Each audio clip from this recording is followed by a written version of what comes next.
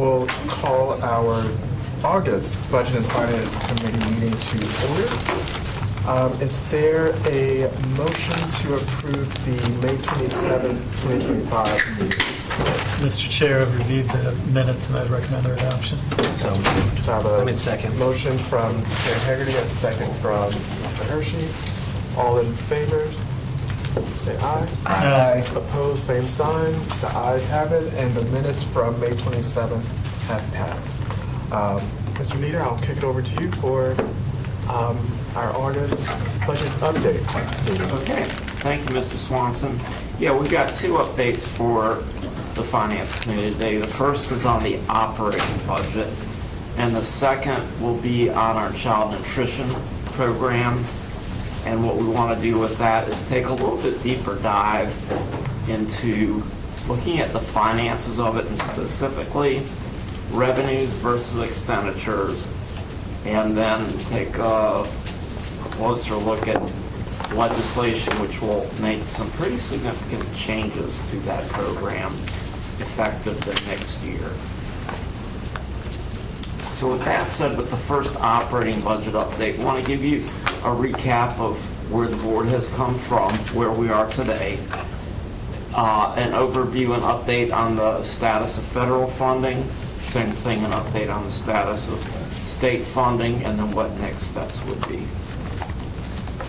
So taking us back in time, not all the way back to March, but back to May 6th, this board at your meeting that evening approved your proposed budget for the fiscal year that we are now currently in. A couple weeks later, or actually a week later, that budget was submitted to the county commissioners, as you're required to do by state law.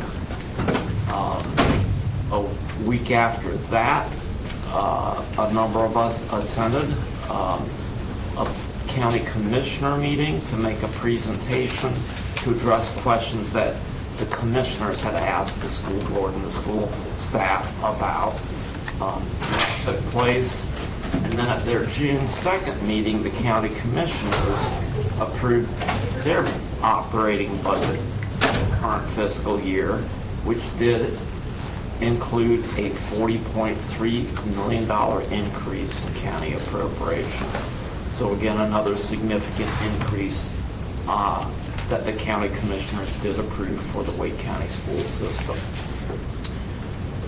And then at the end of June, at the board's second meeting, given that there was no state budget in place at the time, we asked the board to consider approving, and did approve, an interim budget resolution, which allows us to continue to operate, but not put in place any changes associated with any changes in funding. And Mr. Leader, can you just flesh that out a little bit for the public? Because I know we've done our due diligence, the county did their due diligence, and we're still waiting on the state. So can you just tease that out a little bit more so the public can really understand what this means for the district? Sure. What that interim budget means, and I'll come back to this again with another piece towards the end of this presentation, we talk about what the state has done, because now the state has taken some steps since June 24th to put in place a budget, but not necessarily all steps. We don't make recommendations to the board on finalizing its overall budget for a fiscal year until we know what the major implications will be.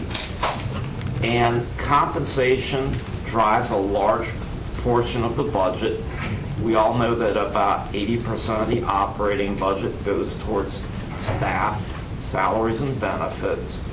So any legislative changes made by the state legislature will have implications on the board's budget.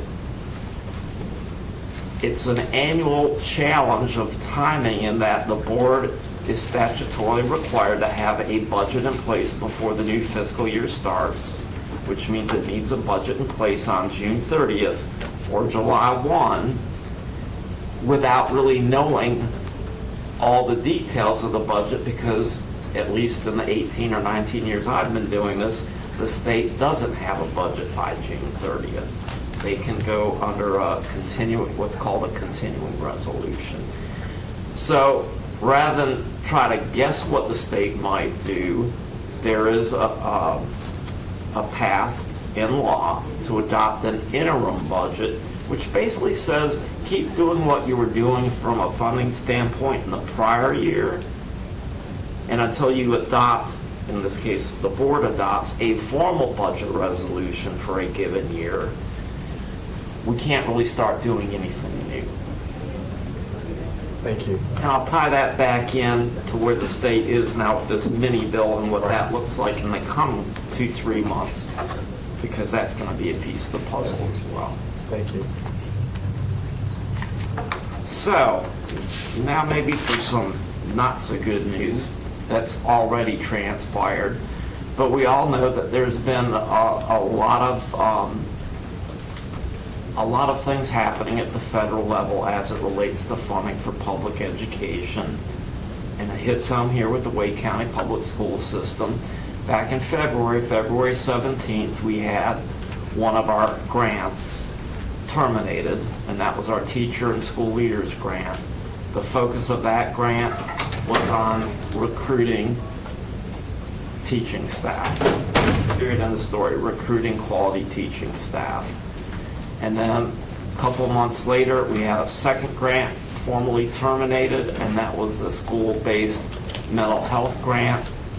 That grant was to provide staff to support, direct support to students for behavioral health support issues. Social workers, counselors, and positions such as that. Those two grants together were multi-years, and the value of them was approximately $30 million combined. The district had began hiring staff off of those dollars and began to implement that, correct? That is correct. So it was disruptive. We had some displacements, to my knowledge, and I'll look to Dr. Mattila. I do not believe we had any reduction in force or loss of staff. Okay.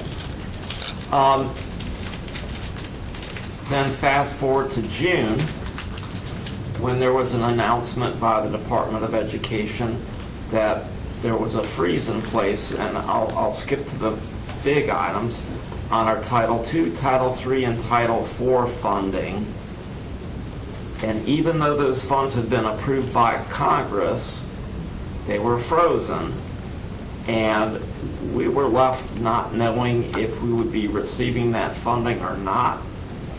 We went through a significant amount of work looking at what that would mean as far as displacing staff, the potential for a reduction in force, and other things, including, and perhaps most impactfully, reducing the support we can provide to our students. I mean, at the end of the day, that would have been the impact. The state of North Carolina filed a lawsuit. They joined a number of other states across the country. And then in July 18th and 25th, as you see on the slide deck, those funds were released, having already been approved by Congress. So I guess the good news out of that is our plans for how we were going to respond to that were unnecessary, at least for now. One other thing, it's not on the slide, but I do want to mention, and we've mentioned it in other meetings, one of our magnet grants, the Nexus grant. While we have not received word of termination, back in the spring, I believe it was in March and then again in April, we had conversation with the folks in Washington. They've asked us a series of questions, but funding that would have been released in the spring was not released to us, and it still, as of now, has not been released to us. We do have carryover funds that are funding those staff supported by that and any non-personnel. But I will say, at this time, those funds will not get us through the remainder of this year if the funding for that Nexus Magnet grant does not continue. We'll provide updates to the board at a future date. We're keeping eyes very closely on that. State funding. Started out as a somewhat typical year. It's a biennial budget year, this being the first of a two-year budget that the legislature was charged with passing. The Senate came out with their version. The House came out with their version. Preceding both of those, the governor proposed his budget. And then again, as of June 30th, there was no agreement on the part of the legislature. July 1, the state began operating under a continuing resolution, kind of their version of an interim budget. And then on July 29th, there was agreement between the two chambers, and House Bill 125 was approved, and Governor Stein signed that into law a week later. And that budget, the reason it's called a mini budget, it's not a comprehensive budget. And in the first year of a biennial budget, that is traditionally a comprehensive budget, not just for education, but for all things funded by the state. And so this House Bill 125 was not that. It just addressed very specific, targeted items. We're going to go over a highlight of what those items are as they relate to K-12 education, but it was very limited in scope. This next slide I'm letting Ms. Kimsey go over, and it's important that the board understands it. In some ways it ties back to last year's budget as well. And Ms. Kimsey, if I could ask you to go through this slide. Yeah, when we received our preliminary and initial allotments from the state, we had a lot of concern because it was not giving us funding even in arrears to last year's budget. It was significantly less than that. And the reason was that technical adjustments that the Department of Public Instruction needed to occur legislatively had not been approved by the General Assembly, which means that the funds they distributed to districts last fall for growth at that point were one time. So the allotments we received would not have even included the dollars we received last year for growth. So one thing that's good is this House bill did include those technical adjustments. So that's not a concern anymore. So we were really relieved to see that. So they did adjust for the average daily membership growth funding that the state needed. The state also has to right size their budget based on their estimates each year and how things really come in. So there were some adjustments for average salary adjustments based on their actual average salaries they had from the previous year. Some adjustments to transportation, testing, and allotments not driven by student numbers, and some adjustments for the exceptional children and limited English proficiency headcounts. So that was really DPI getting their budgets set to the right amounts based on the actual experience last year. So that part is good, that is now part of the budget, and they have now adjusted our preliminary initial allotments to include these technical corrections. Before we continue on for that, please, can we just kind of flesh out what the average daily membership means for everyday folks who are not sitting at this table, who don't really understand how that may impact their everyday school since the school year just began? And the state has made a change in the last couple of years where they are giving school districts funding each year supposedly based on your prior year's budget. That's called funding in arrears, meaning you start out the year with a budget where you were the year before. But for growing districts, which we are, once the school year begins and we get into the second month, they will look at the second month average daily membership. So the average membership, they look at the membership every day, look at the average of that. And they would look at the best first of second month average daily membership. Student membership, thank you. And they look at it grade by grade, and they try to give the advantage now under the way they're doing it currently.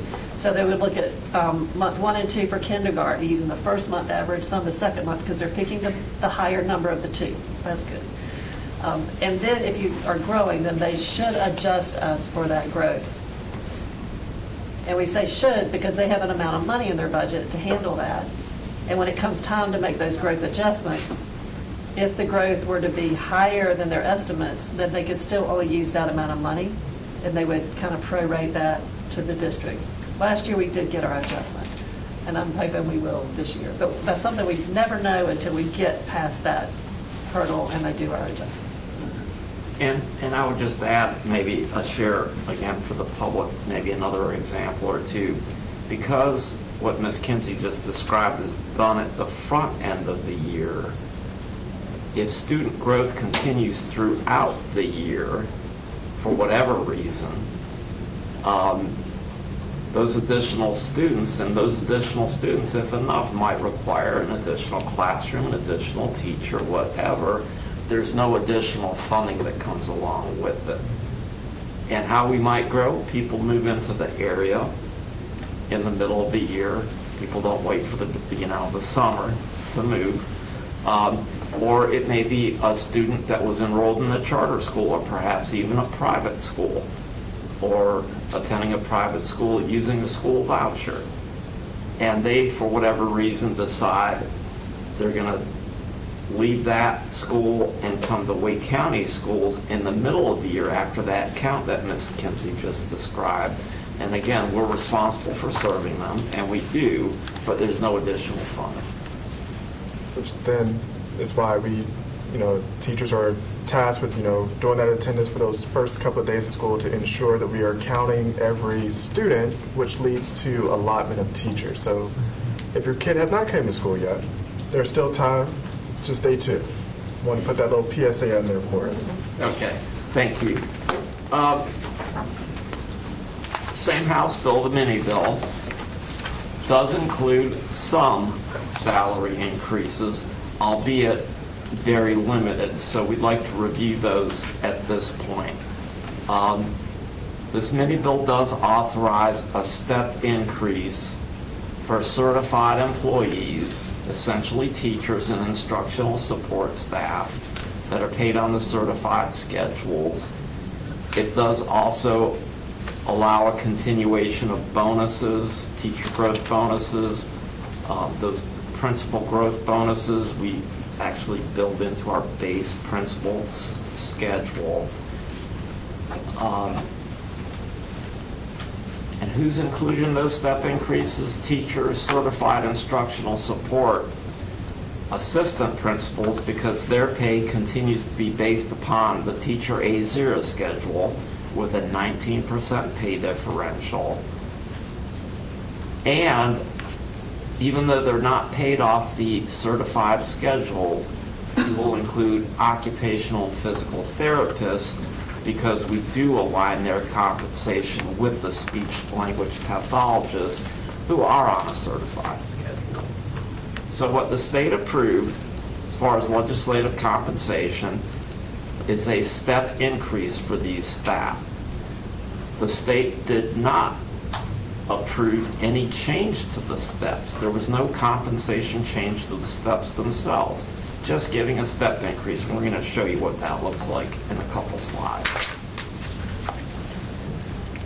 Perhaps more importantly, is who is not included in House Bill 125. And at this point, unless the legislature takes some other action this session, there is no current legislation for any compensation increases for school principals, for central office administration, and our banded employees.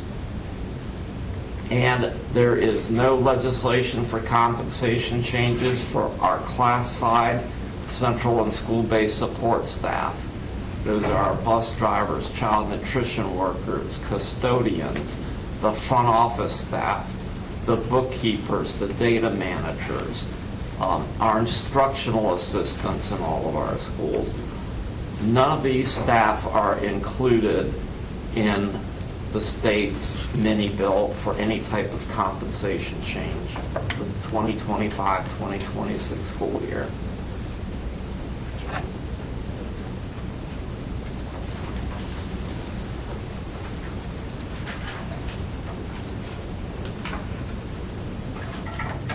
This just gives, I'm not going to go through this, some additional information about the schedules as it relates to the step increase that was approved. And you will see, I will touch on this, the final bullet here. There was no change made in the daily rate for substitute teachers as well. So these step increases, what does it really mean for our certified staff? Salary increases, including both the base pay and the local supplement, range from anywhere less than 1/4% to just over 3%, anywhere from $11 per month. And there's one exception. You'll see that $208 per month is, it's real, but it's a true exception that will only impact one step. We'll see in a minute. That equates to an average increase, and that average is distorted by that one step of $71 a month, or 1.22%. AJ, could I ask you to see if you could blow that up on the screen over there? And if not, I think everyone has their laptops, you can blow it up. But I would like to run through this.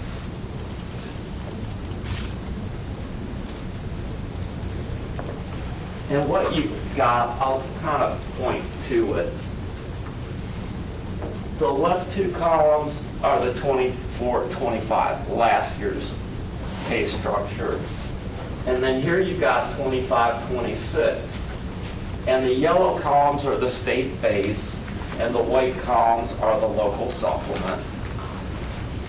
And there's no difference between 24-25 and 25-26 because there was no change to the amounts on the steps.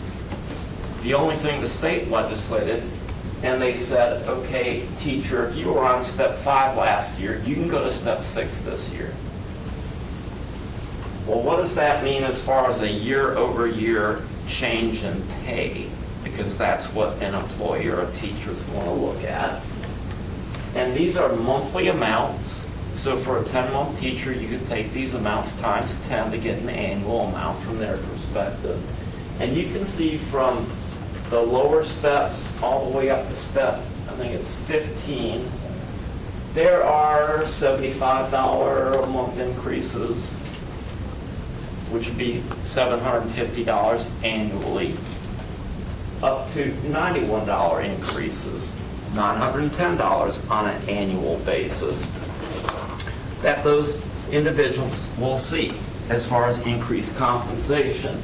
You'll also see in the right column, the supplement amounts do go up in every year. But then you're going to see, starting here at step 16, a whole series of blanks. And that is because the state continues to have those plateau years where year over year the teacher can go up a step, but there is no increase in their pay.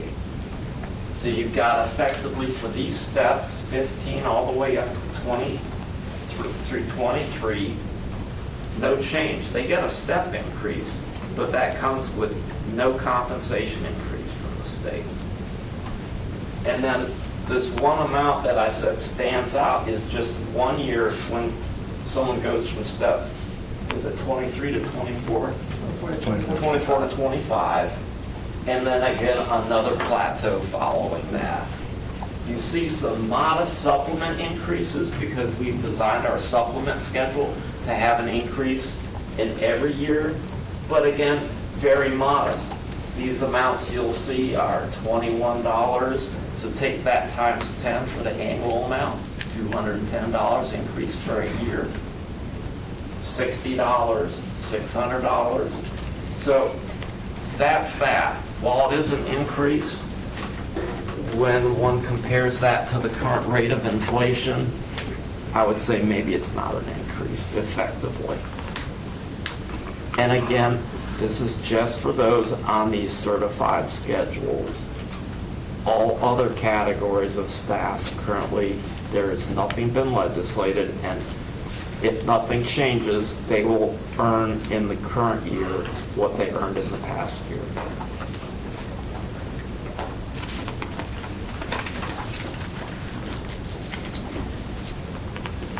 And I'll speak before we get done about what the state still might do, and then some options of what the board potentially could do as well. This slide here does show, and this was included in the mini bill, they did set final rates for employer-paid benefits, and in this case, retirement and hospitalization. The retirement rate actually came in lower than what we had forecasted, which is a savings compared to the board proposed budget of just under $4 million. That's a good thing. And then the hospitalization rate came in a little bit higher than what we forecast. So an additional expenditure, but you see those two would offset each other and still have a net savings. So when we do finally get to the point of making recommendations to reconcile the board's final budget for this year, we will have those savings to set aside against any other unanticipated expenditures, and then look at any recommendations of what might be done with any remaining net savings. So that's really, as it relates to the mini bill, as it relates to public education in the Wake County Public School System, those are the highlights. So we're a bit in a wait and see mode now to see if the state does come back into session to consider and potentially approve a comprehensive biennial budget. We don't know.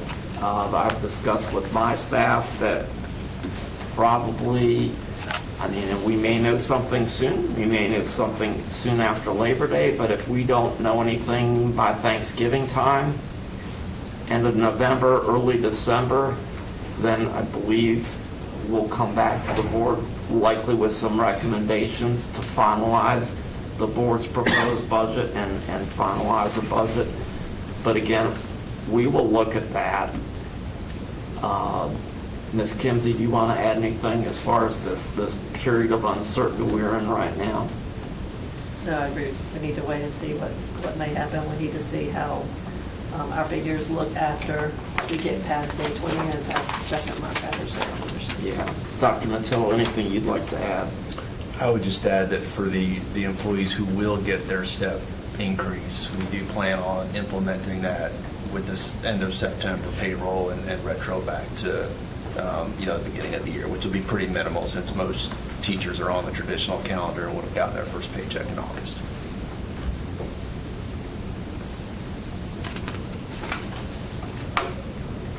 So that is our presentation on the status of the operating budget. We'll be glad to take any questions on this before we go on to the next presentation. Great. So thank you, Mr. Nieder, Ms. Kimsey, and Dr. Mutillo for pulling this together. And I know it was short because we're still in the wait and see game, but I do know that hopefully, folks that are listening can, petition their lawmaker to really talk about how this is going to impact teacher recruitment. The thing that didn't really show on the slide was we're fortunate to be a district that offers master's pay as a way to recruit teachers and to, increase local supplemental pay to ensure that we're recruiting and retaining. So before we open up for questions, I know Mr. Nieder referenced a magnet grant that we're not prepared to discuss in this at this setting. So I don't want to open that box and then we can't necessarily share everything because it's still in the wait and see phase as well. So I'll open up with questions. I saw Ms. Caulfield and Chair, Dr. Ng, and Ms. Evans. Did you have a question? And Ms. Evans. We'll go in that order. Thank you. I have a quick question. With the charter and move-ins, because when there are students that come in after we get the final ADM that we're going to get our monies for, how many students do we average a year that come in after that? And based on different scenarios? I mean, obviously, we can't control a student moving into the community, but, Yeah, Ms. Coughlin, that's a great question. Off the top of our heads, I do not know the answer to that. And I know Mr. Carosa and Ms. Pulliam are not here, but we will pull that information. okay, I'd like to know that. Absolutely.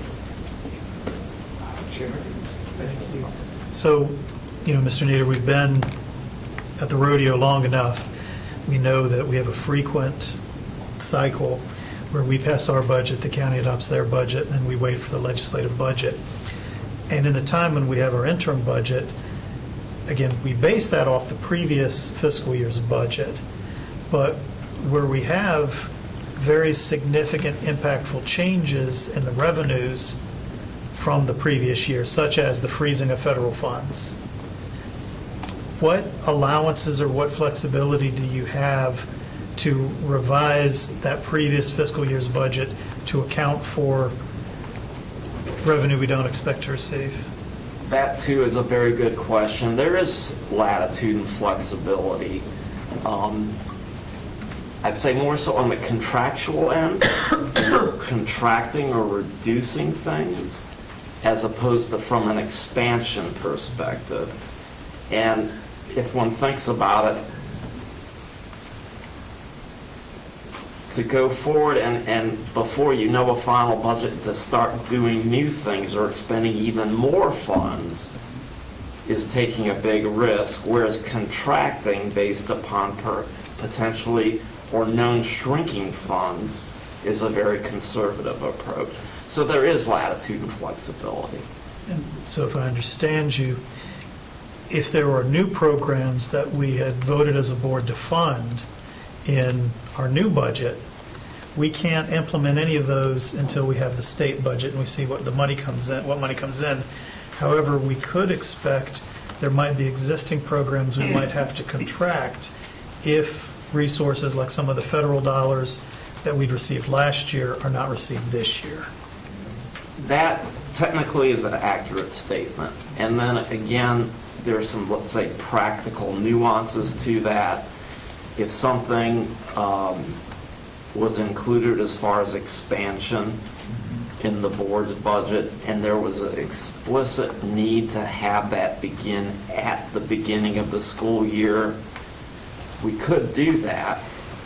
But, and I'll throw the caveat out there, do it with the risk of knowing that funding underneath it might not be available, and so we'd have an obligation to find or identify a funding source, let's say at some point after the year had already begun for that. So it comes with a risk. Thank you. I want to add just a little bit to that. Most of the things in your board's budget were additions because we were opening new schools, or we had calendar changes or legislative requirements and other things. And if you remember, we had significant budget reductions in your budget. So there really wasn't anything that was new program, other than the possibility of providing some pay adjustments beyond whatever the state may end up doing. And we don't know where that will be yet. So yeah, technically what you're saying is true, but I don't think there was anything like that. So most things in this budget have rolled out. So then just to clarify, it's not inconsistent with what we just said, but going back to last fiscal year's budget, clearly we weren't operating 4 new schools, right? And we're not going to we have not put off opening those 4 new schools, but it does mean that to pay for those costs, we are having to use money that we might have originally allocated for other purposes until the new funding comes through. Is that? We have the county portion, the local portion was funded because Yeah. the commissioners came in at your request. So those dollars are there. And for the state resources, that's part of, a new school allocation is not based on numbers of students, it's really based on the number of schools.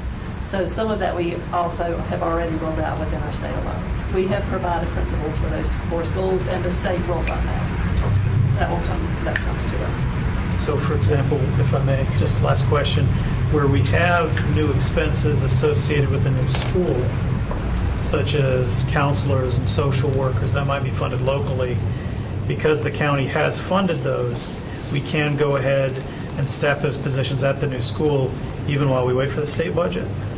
We have rolled out everything that was in your budget for new schools Okay. has rolled out. Okay. So those schools have everything that was intended for them. Okay, that's an important distinction. I appreciate that. Thanks. Thank you. Ms. Edmonds? Thanks. On slide 8, I apologize, I think it was when I came back in the room, you were talking about the occupational and physical therapists and the speech pathologists.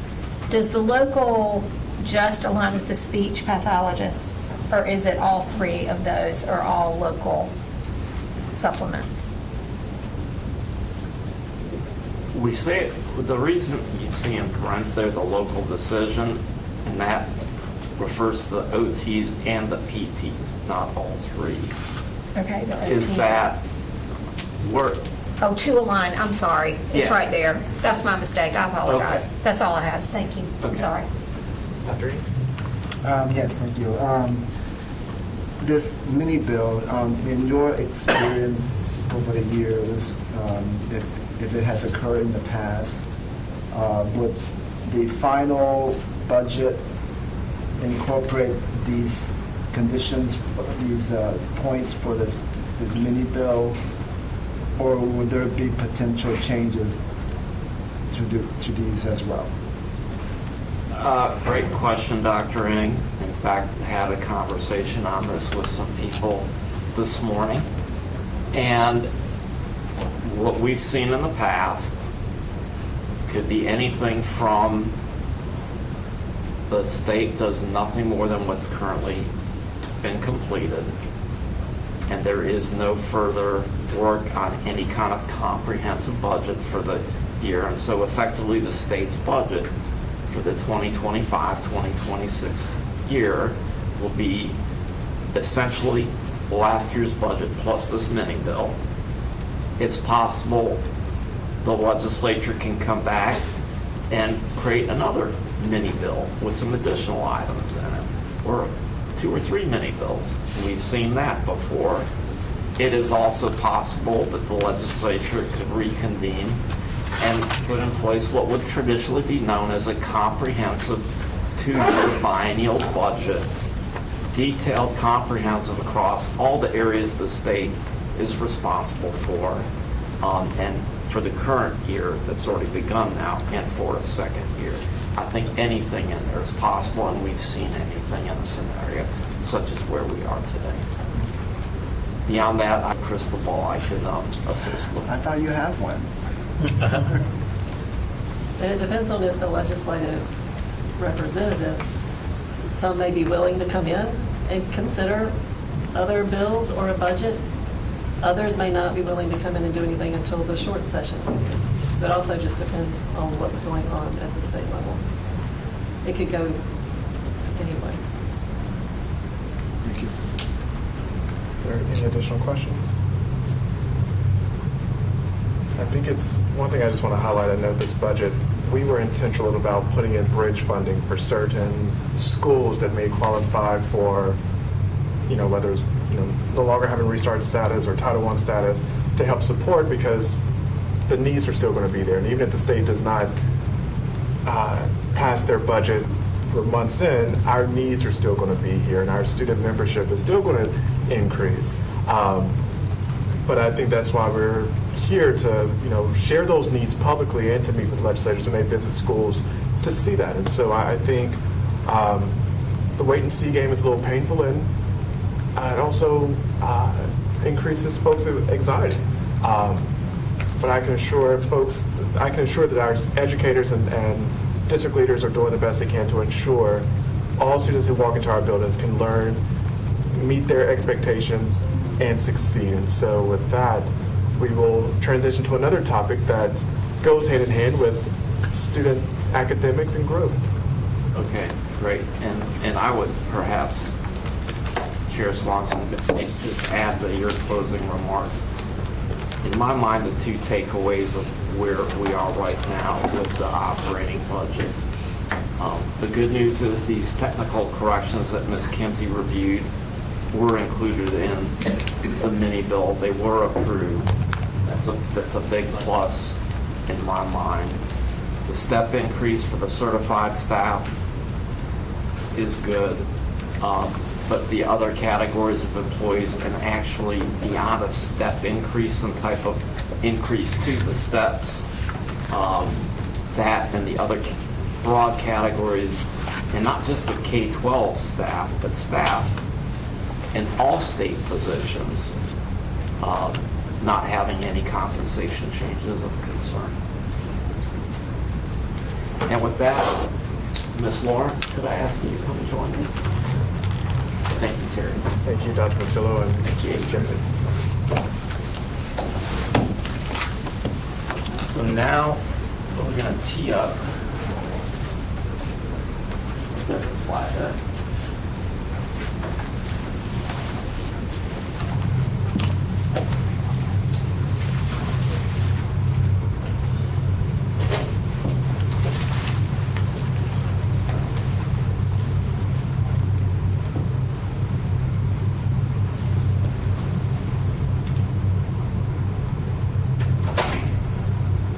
Until I don't have my glasses.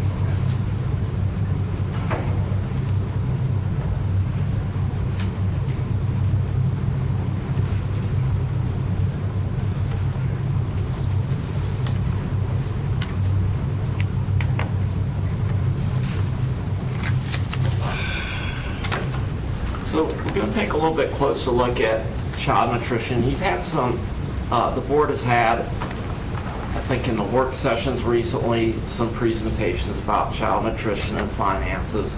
We're going to take a very close look just on a couple areas, specifically revenues and expenditures and trend over time. And then the second component of this update is to look at some things that were included in, I believe, what was termed at the federal level, the big, beautiful bill or budget that Congress has approved. It is now law at the federal level, and it has implications for child nutrition in a not so good way. So again, as I said, we just want to look at the revenue expenditure trend. And really, today's presentation is for information only. What you have on this slide, and I want to just sort of talk through it, going back 10 years, you can see, and the two columns I want to focus on beyond the years are the year-to-date revenues for our child nutrition program, and then our profit and loss, the second to last column on the right. But if you go back to 2014-15, well beyond the end of the Great Recession, you can see annual revenues for the Wake County Public Schools CNS program. We're in the $50 million range, mid $50 million in the 2019-2020 year. You see a little dip, and that was likely related to the beginning of the pandemic. And then you see a large dip in 2020-2021 down to 29 million. So you see from a low of a high previous in the mid 50 million, all of a sudden down to 29 million. And again, directly related to the pandemic. And just for everyone's recollection, in mid-March of 2020, when the governor basically said everybody needs to go home, our child nutrition program stopped. It did start back up and start with community feeding and other things, but that was several months in. And then you see in 2021, 2022, wow, $80 million, what's going on there? That was part of the federal relief, part of what the federal government did. In all the pandemic relief funding, a large piece of it was targeted just at child nutrition. And effectively, every student, regardless of economic status, we receive federal funding for to provide meals. And I believe, and Ms. Lawrence, correct me if I'm wrong, that even translated into community feeding as well. So a large uptick. And then you see in the 2 subsequent years, still in this mid-$60 million range, which is higher than what it was pre-pandemic. We were still receiving federal subsidies beyond the normal subsidies tied back to the pandemic through that period of time. So I'll give you a line graph and a slide that will show this in a little bit different manner. And then over on the right, that profit and loss column, this is an enterprise fund. So theoretically, there should be no profit, there should be no loss. Revenue should equal expenditures. That's theoretically, there's always going to be a little bit of over or under.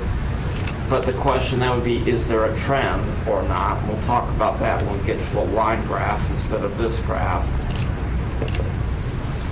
But you can see there was a big profit that year, 2021-22, which was that year of significant revenues.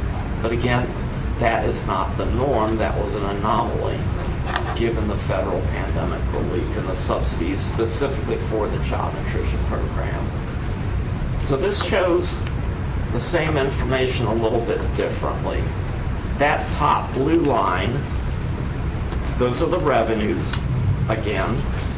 And what you got essentially is you see the about 2/3 of the way through that dip in the blue line, that low point. That was the onset of the pandemic when we shut down mid-year. And then you see it blasting back up in the next year. That was when those pandemic relief funds targeted specifically for child nutrition came into play, and all students were effectively being fed without paying for it, and so our participation rates went way up. And you see that, and then you see them trending back down. The green and the orange lines are basically the two major cost drivers for it. The green line is the operating costs, and the largest piece there are food costs.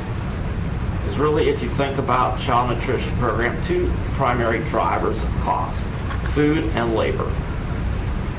And so the yellow line is salary and benefits, or excuse me, I should say orange. The orange line is the labor line. The green line, for all intents and purposes, is the food line, but there are other costs in there as well.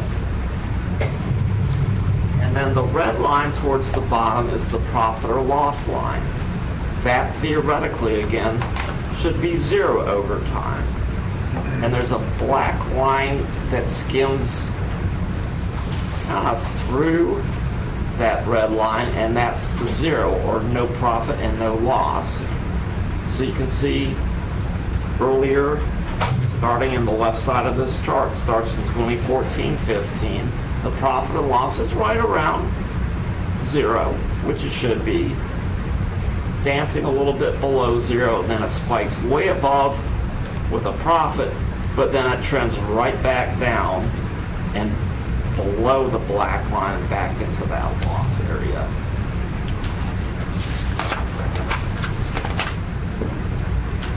Go back to this slide now. There was one column I didn't speak of that I do want to mention. It's the final column on the right, and it's CNS months operating. We're required to carry, is it a 2-month target, 2-month operating, in order to pay indirect costs.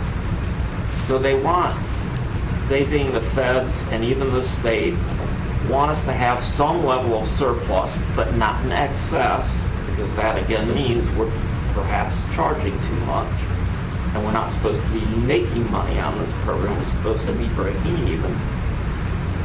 So you can see that last column is how many months of operating, and we were traditionally operating back in 2014-15 with just over 2 months, right around 2 months.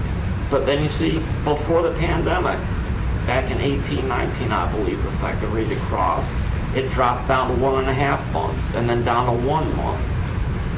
And then it blips back up but then it's back down into that just over a month. And if we looked at it for the 24-25 year, it would be back down in that single month category, which is why we cannot currently charge indirect costs. And so that overall says either we're not charging enough or we're spending too much or some combination thereof. But we should be breaking even, and we're effectively eating into that little bit, a couple months surplus, down to the point where it's going to become no surplus. And when it gets to zero surplus, then something else we'll have to pick up, and we'll talk about that in another slide. So with that, I'm going to let Ms. Lawrence speak a little bit about what was included in the federal legislation that passed within the budget, because it has direct impact, not in the current year, but for next year on our child nutrition program. We've got a couple slides. We've got this slide and then the following slide. And so could I ask you, Ms. Lawrence, to maybe give the board a brief overview of this? So, with the Big Beautiful Bill, the changes for school nutrition go into effect July 1 of 26. And a big part of that bill talked about changing the qualifications for SNAP and Medicaid, and so that's the part that technically will impact us the most. Currently, we have 44 CEP schools, which means that all of our students in those buildings eat meals at no cost. But the thought is, if we have changes in how people qualify for SNAP, then in theory it may change how many students qualify, which leads to our direct certification. And direct certification is directly correlated with how many schools we can qualify for CEP. And so that's where our biggest concern is. And so what I did is I kind of backed out based off how many kids I know qualify for direct certification or SNAP kind of right now, to say, okay, well, if we lost 10% of our kids, 15% of our kids, 20% of our kids that were directly certified, how does that impact CEP? Because that is probably the bigger revenue portion that's going to really impact us. So currently we have 44 schools that are on CEP, and they bring in by themselves about $31 million in revenue. And then if we were to lose SNAP students, which in turn is my DC levels lowering, I was also able to kind of identify which schools we would lose based off their current free and reduced rates, right? So I could kind of take the revenue they sort of make now and say, okay, what if next year I only had these schools? So the schools, if I lost 10% of my student population for DC, the schools that will remain would be about 11 schools instead of the 44, and then we would make $3.6 million in revenue there. If I lost 15%, then it would go down to 6 schools, which would bring us to 1.2 revenue just for those schools. And then 20%, we would drop down to 4. And that's because currently, the way CEP works, you can group schools together, and it's almost like they carry each other, you know, kind of like on a report card, if somebody got an A and somebody got a 50, that you would kind of be in the middle. And we really want to be at 60% in order to financially cover 100% reimbursement. Once we go below that, then the school board will have to fund the difference, and we don't want to be in that space. And so that is the chart that you see there, is what would it look like if we change. And because some of our schools are kind of borderline, when you start averaging them, that's why we lose so many schools. But also keep in mind that although I may lose them on SNAP, I could recapture some of them, because there might still be some students that qualify traditional income free and reduced applications. So we may catch some of those, but there's no way for me to predict, you know, how many kids we'll still capture in that way. Pause. Well, We can probably, are you comfortable with us doing questions now, or do you want to pause and wait till at the end? Either will work for us. Are there questions regarding this slide, Ms. Rice? No, I don't know if it's necessarily a question, but I just have to say, Mrs. Lawrence does an extremely impactful job with predicting and sharing ahead of time to give us some snapshot every single time you hit it out the park. And I greatly appreciate the thought process that you put in sharing fluctuations of everything every time. It makes it easy to comprehend and makes it easy to make decisions. So thank you for that. Thank you. So you mentioned that you could recapture some of the students.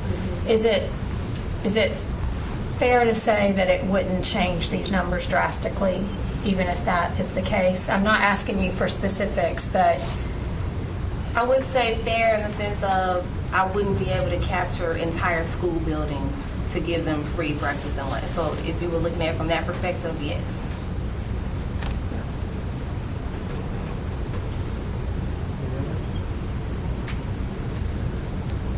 And I would add, at the federal level, there was some discussion, and there continues, I continue to read about some anticipation that as a result of the feds, we'll say, pulling back from this support, an assumption that the states will step in where the feds leave off. And so that's out there. I want to share that with the board. And yet I do not believe, and Ms. Lawrence, you may know, or others may know, I do not recall any discussion about this on the part of the state legislature. Granted, the big bill didn't pass till this summer, but haven't heard any conversation at the state level about stepping in to fill any voids. No, I haven't. Ms. Caulfield, and then I'll circle back to Ms. Andrews. I have a question in reference to the chart on page 4. What would be the difference from now? I understand the whole section between COVID and the funds causes a big influx in the steady line of what we see. But in the years before that, it was relatively staying neutral, and now we're kind of up and down. So what are you saying? I know you're saying the food and labor, but we've always had inflation kind of go up and down through the decades, and it seemed to have been steady before that. I'm just wondering, why are we in such different places? I would say, Ms. Caulfield, great question, and perhaps two things. Food, well, let's start with the labor costs. The board, or the hourly rate that we paid back in the 2018-ish timeframe, pre-COVID, was in the just under $12 an hour. Pre-COVID, we had challenges recruiting and retaining support staff. Child nutrition staff was one of the big ones, transportation and others. And then the pandemic put that on steroids. But the challenge of our wages lagging the market far beyond any current lag was there well pre-pandemic. The boards at the time pushed us, and through receiving significant increases from the county commissioners year over year, we were able to go from, I think in one year, that $11.80 an hour starting rate, and that was for a lot of our child nutrition staff, up to $13, and then in a period of just a few years went from 13 to 15 to 16, and now we're at $17.75. We can all do the math. That's a significant percentage-wise increase in labor costs. And the offsetting revenue costs, meal prices did not go up, or well, they did go up over that period of time, but nowhere near to that magnitude. Food costs, the other major driver, relatively flat, but you will recall, and it was called the good news, bad news, when the federal government, two different administrations, the first Trump administration and the following the Biden administration, pumped in in billions and billions of dollars into the national economy to support the economy during the pandemic. The good news with it is we had a blip of a recession and then came right back out of it. The challenging news is that created inflation. You put that much money into the economy and then people spend it, that creates inflation. I'm oversimplifying. Food costs went through the roof along with other costs, and those prices have not come back down.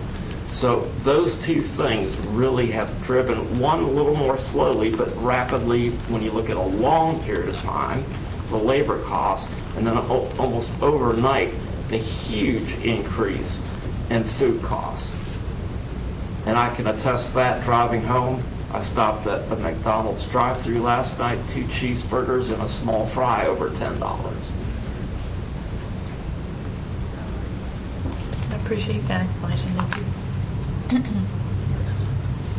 Did you have a question, Cindy? A comment about the state making up for it, just to remind us all that many nonpartisan entities have shared great concern about North Carolina's economic future and forecast, that we are facing a dramatic fiscal cliff with the state budget, not specific to any one category, just in general because of corporate and personal income tax, reductions. Corporate income tax has gone to 0. That's already state law. And I know the governor, when he released his budget back in the spring, expressed great concern about it. The Office of Budget Management out of the legislative offices, the staff there have expressed concern. So I just wanted I thought that was appropriate to mention with you talking about any notion that, states, especially North Carolina, are going to be able to compensate for this or choose to compensate. Thank you. Sure. I think we can save questions unless it's related to this, Ms. Rice, but I want to get us back on track, but I'll look to Oh, you. it's related, I don't know, what do you call related then? So it isn't related to CNS and what we're asking, so I don't. Okay. I just had a question, Ms. Lawrence. It's a question that I raised prior, but just curious, because of these numbers and what you projected, is it possible that we start changing the narrative of free and reduced lunch and start speaking more about child nutrition and more of a campaign for families to just complete these forms? Because not only since times are changing, folks' jobs may have changed as well as parents, that they may now actually need services and may not know it, so that we can figure out a way to take away the stigma around filling out the form. Because I think that's my concern is that this narrative changes. So many people's jobs have been lost in different sectors, that what's happened affects other sectors and stuff. I'm just curious if there's some level of a campaign we can do focused on just nutrition and not asking people to fill out the form if they need help, to take away a stigma, to help us improve some numbers for people that may qualify that didn't even realize they did. So that's just a thought. I hope that was on top. That was a question I had written down to okay. figure out. So we're Yeah, and we can do that, and we do that. Like, I think what people need to remember is that at the end of the day, we're here to service all students, not just low-income students. So the opportunity for community members and parents to get on board and want to eat with us is a big part of what we want to do this school year. And so we are trying to do that or whatever. So yes, absolutely. Thank you. go to the next slide. We'll save. Okay. Yeah, we're I think almost there. So where are we now? Again, enterprise program revenues over time need to equal expenditures. As we've shared, two underlying cost drivers for this program, food costs and labor. there is a desire to continue to drive our hourly staff rates higher than even the current $17.75. The inflationary cost for food will likely exceed, from everything I've read as far as forecasts looking into the future, food cost increases will likely exceed on a percentage basis overall inflationary costs. So my read on that translation is costs are going to continue to increase to provide a child nutrition program. So it's an enterprise program. If expenditures go up, revenues need to go up over time. And that can happen in a number of different ways, a combination thereof, through meal price increases. As I shared my little McDonald's drive-through story from last night, we're all seeing that when we go out to eat or go to the grocery store. Participation rates. I know the board has discussed in the past looking at increases to participation rates. That can help, but it's not a total solution. And again, I'm not going to get into an economics course here, but when participation rates go up, some of our costs generally will stay flat. The labor costs, generally, if our participation rates don't go through the charts up, we can get by with the same number of people preparing the meals and serving the meals. We don't have to add to the labor costs. But the food costs will go up. We're buying more food. So to a point, increased participation can help, but not totally, because costs will go up along with the participation rates. Further government subsidies from the federal government and or the state government. The board's already had a little bit of conversation about that this afternoon. What's the likelihood? And then another variable will be looking at this, because again, the board is required to operate this child nutrition program. It cannot lose money, and it's got that little bit of 1 month surplus to carry us. But again, going back to that slide,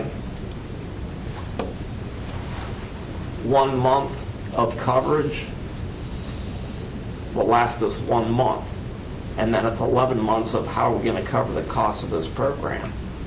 So the only other real area is to shift some of the operating costs of the CNS program over time, the local operating budget, and that can be done. The board asked a question, I think, in a recent meeting, can that legally be done? Yes, the board could choose to use its local funding or a portion of its local funding to pay the bills of the child nutrition program. There's nothing illegal about that.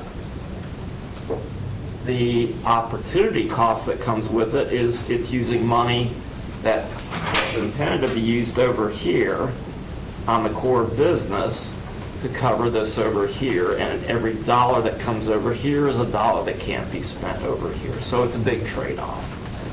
So there are no easy solutions, but it's where we are. And again, the purpose for today was just to provide information. Ms. Lawrence, do you want to add anything before we open it back up? Well, thank you all for sharing this. I know that there's a lot of changes that happen at all levels, impacts our most vulnerable, our students. And so this is a topic that we brought to kind of inform communities of what's happening, what steps we'll do to take place to ensure that we are meeting the moment where we are. And so I do have some questions, but I'll go around and let everyone raise questions. Ms. Coughlin. One, just a quick one, and we don't need to, because this is more about like budget and how we're trying to figure it out, but I would love to know more how we partner with like local farmers. Like you mentioned, going to McDonald's or even going to Chick-fil-A for a salad is over $10. But you know, if you go to a fresh market and you get the same salad, you go home, you could probably have like 12 salads for the same price.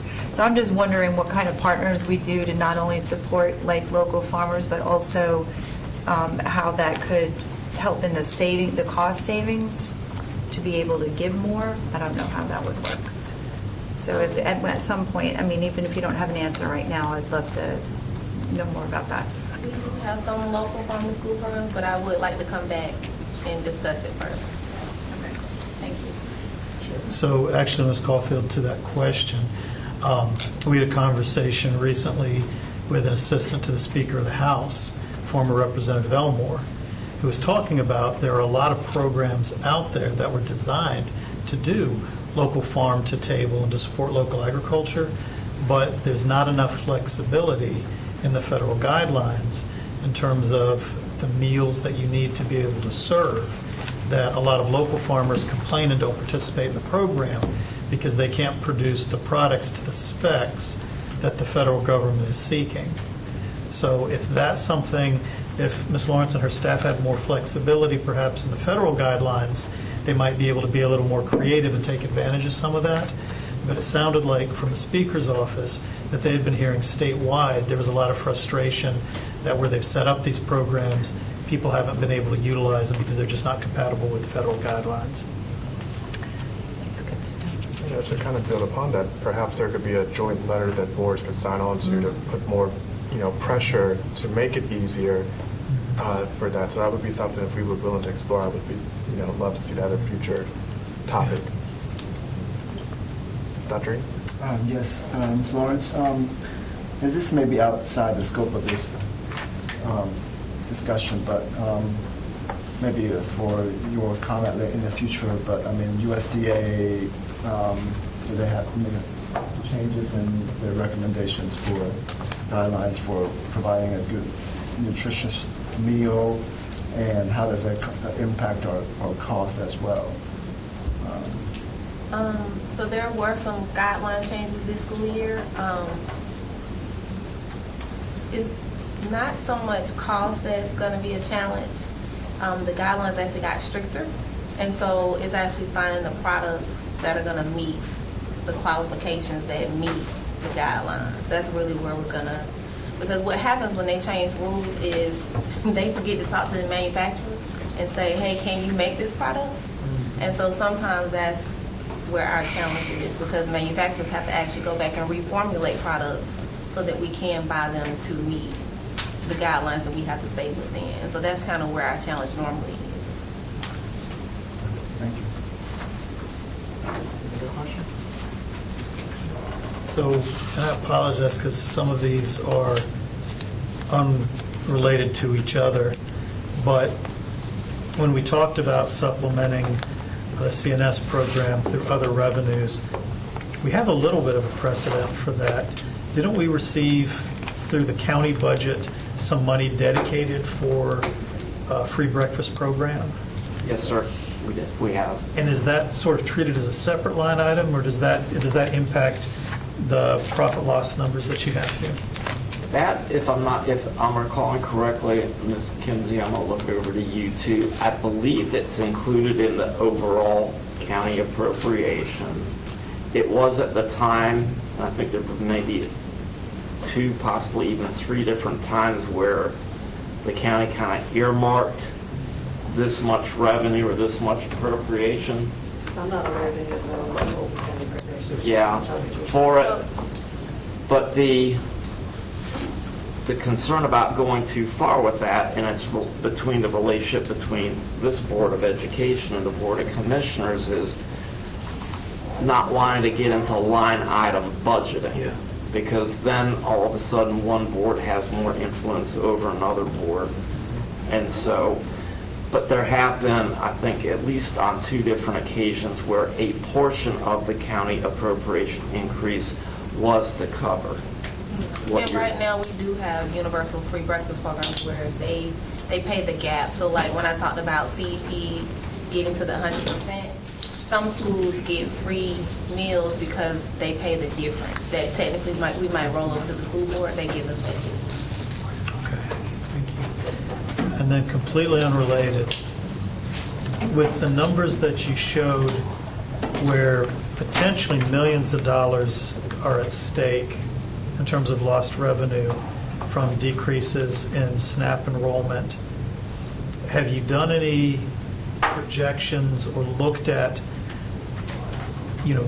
what it might cost in terms of investing? And it might be outside of CNS. It might be in another area of district staff, the investment in finding staff who could assist families with these new, much more complex enrollment procedures. You know, I'm just wondering if... You mean in the SNAP program? In the SNAP program, yeah. If it's something that, if the changes to the program are going to lead to a predictable decline, have we talked to families, have we seen other services they need that might be able to help them complete that paperwork and do the filing? And could like a modest investment kind of prohibit or, you know, offset a really big loss later on? I have not technically looked in that, but I'm also not 100% sure what's actually going to be required. From what I've read is a lot of the things that are changing are related to like verification of, you know, work, verification of citizenship. So it's more of like paperwork type things. So I'm sure there are going to be some programs, but not necessarily in school nutrition, but that's definitely an option. I'm assuming that we, like social workers and things like that, could probably help in that way. Thank you. And then just the last question, if I could. If we could go back to page 3. So the CNS, how many months of operating revenue? You said that the magic number is you want to get to that 2. Well, the magic is 3. The magic is 3, but you got to have a base level of 2. Correct. All right. So help me understand this, because like I look at 2014, 2015, and we show an almost $4 million loss, but we're right there at 2.78 months. And then you go down to 21, 22, where we've got $20 million in profit, and we're at 2.9 months. Help, just the range of numbers there. I'm having a hard time figuring Yeah. out like what our targets need to be to get to that 3. Yeah, it's great, again, a great question, and it's trying to kind of, in a way, compare apples to oranges. Okay. And the translation, I guess maybe one way to think about it, on the profit and loss, that's looking at things a snapshot at a time, or 1 year at a time. What were revenues and expenditures for 1 year? Whereas the number of months operating at the end of the year is a kind of a rolling average over time. So if prior to 2014-15 there was a surplus, well, here, I can tell you just by using math that if we had 2013-14 on this chart, the months of operating would have been greater than 2.7 because it got dragged down to 2.7 from that loss of 3.8 million. And it got dragged further down from 2.78 down to 2.1 because of that loss. It's kind of taking prior year's accumulated average and then bringing it up or down. And you will see that 1 year, when we went from 2.49 to 2 almost 3 months, based on that 1 year, 20 million is what brought that up. So if I interpret that correctly and understand what you're saying, when we went from around 2.5 to 2 months, we really had a slide from 2016 down to 2020, and that was pre-pandemic. Yes. So we were trending in this direction even before the pandemic. Yes, and I don't know that I explicitly shared it today. I believe I have shared it previously. This problem has been growing or trending, if you will, pre-pandemic, and the pandemic essentially masked the issue. And if anything, it not only masked it, it fixed it and had it going back in the right direction, but it was an optical illusion, if you will, based upon this one-time pandemic relief funding, and now we're back on that trend line, that undesired trend line. And I know I said that was my last, if I can trouble you for just one last one, I swear this will be the last. So then, if we said 3 months is where you need to be, 2 months is the floor, 23-24 was looking at just over 1 month. What does happen when we fail to have 2 months operating for a sustained amount of time? well, if we're at 2 months, we're technically Yeah. okay, but if But we if- go beneath, then I'll be coming to you to ask you to help pay school nutrition needs. That's pretty much what it boils down to. There will be some adjustments on our side, pulling back, costs, trying to cut costs in certain ways, which we already kind of try to do anyway. But even when you talk about labor, I still have schools right now that are currently operating kind of like at their bare minimum. And so you still kind of have to, be mindful of those things too, because if we cut labor too much, then we have to change how a school flows. And the big part from a principal perspective is, well, how do I impact instruction? And when they're going through the service line, like how long does it take them to get through lunch? How many lines can I open? All of that ties into this conversation as well. Thank you. And Mr. Strickland? And in the larger budget, when we drop below that threshold, the district cannot assess indirect costs. Okay, that's And- what- and Correct, so- yes. And that is a key component, which didn't happen to us this year. In years past, we have assessed it, but this particular year, we're not able to. And I think it's like $3 million, I $3 think. million. Yeah. That comes out of your total budget operating. That was the point I was going to raise, because we have to enterprise as a separate business. And the other piece of that, if we are, to the chair's questions, if we are adding more to the already bare staff without compensation, there is an issue. So it's many nuances to this, but I did like, the piece that the chair had raised and Ms. Rice regarding how do we get the folks that are already benefiting from these programs to have those conversations so there's no changes or surprises with those women. So I would really love for us to figure out what to do, what those conversations look like, so folks are aware. And I think a concern I have is, our CEPs have been great. I know this board has really pushed for that because we want all kids to be able to eat. But again, if the changes are happening at the federal level, that could directly impact that as well. And so I think we have some tough decisions. And I thank both of you all for bringing this topic in, for the work that CNS does and ensuring that all kids have food to be able to thrive in our classroom. So thank you both for that.